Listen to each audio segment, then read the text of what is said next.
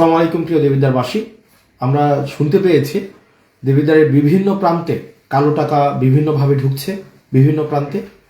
আমি এখন থেকে বিভিন্ন যেখানেই কালো টাকা বা এই ধরনের কোনো ধরনের আপনারা এই ধরনের কোনো বিষয় দেখবেন, আপনারা আমাকে আমাদের যেই কন্ট্রোল রুম আছে, আমাদের এনসিপির কন্ট্রোল রুম দেবিদ্বারে, আমাদের সেখানে ইনফর্ম করবেন, প্রশাসনকে ইনফর্ম করবেন।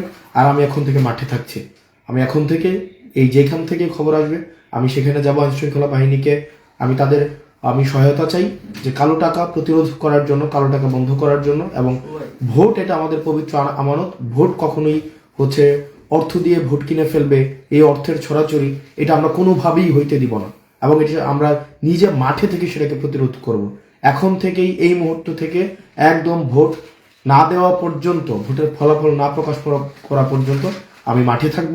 এবং বিশেষ করে কয়েকটা এলাকায় বিশেষ করে এখন অর্থ ঢুকছে।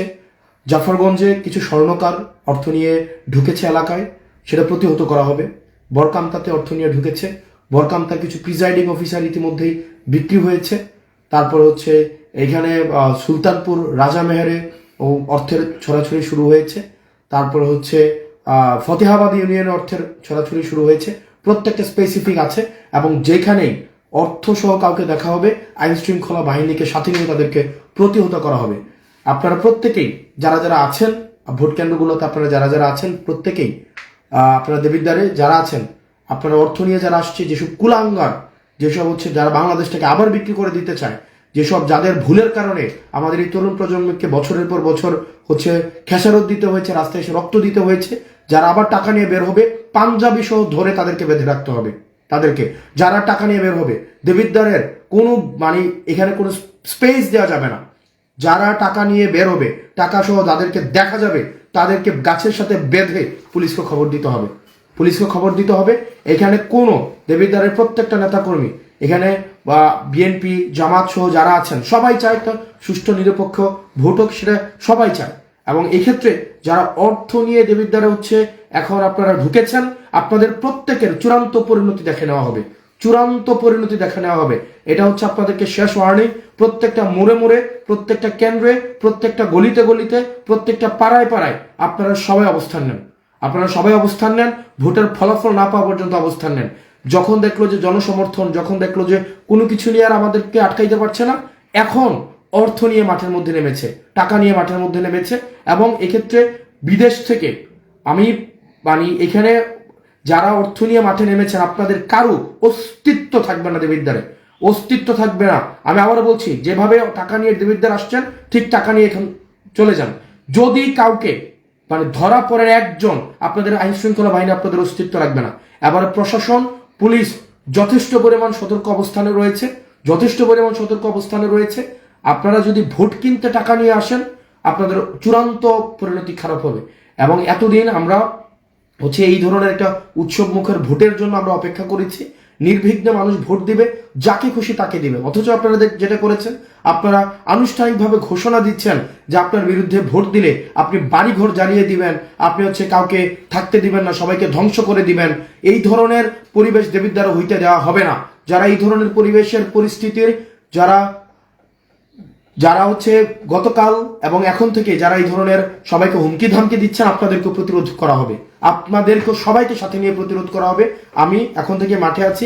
যেখানেই দেখবেন আপনাদের কোনো ধরনের জটিলতা তৈরি হচ্ছে, অর্থের কোনো ধরনের ছড়াছড়ি শুরু হয়েছে, পেশি শক্তি দেখানো হচ্ছে, আমাদের এনসিপির কন্ট্রোল রুম দেবিদ্বার আপনারা জানাবেন। এরপর আপনাদের আইন শৃঙ্খলা বাহিনীকে জানাবেন, ম্যাজিস্ট্রেটকে জানাবেন, পুলিশকে জানাবেন। আমরা জনতাকে সাথে নিয়ে আমরা সেটাকে প্রতিরোধ করব। এখন থেকেই, এই মুহূর্ত থেকে আপনার ফলাফল না হওয়া পর্যন্ত দেবিদ্বারের প্রত্যেকটা ইউনিয়ন আমি এখন যাচ্ছি। আমি এখন থেকে শুরু করব। এদিক থেকে বরকামতা, ভানি, রাজামের, সুলতানপুর, ধামতি, তারপরে আপনার এই ইউনিয়ন, আমাদের ফতেহাবাদ, রসুলপুর, বড়শালগড়, দেবিদ্বার পৌরসভা, সুলতানপুর, মোহনপুর, যতগুলা ইউনিয়ন আছে, সুবীর, প্রত্যেকটা ইউনিয়ন আমি এখন থেকে নিজে যাব।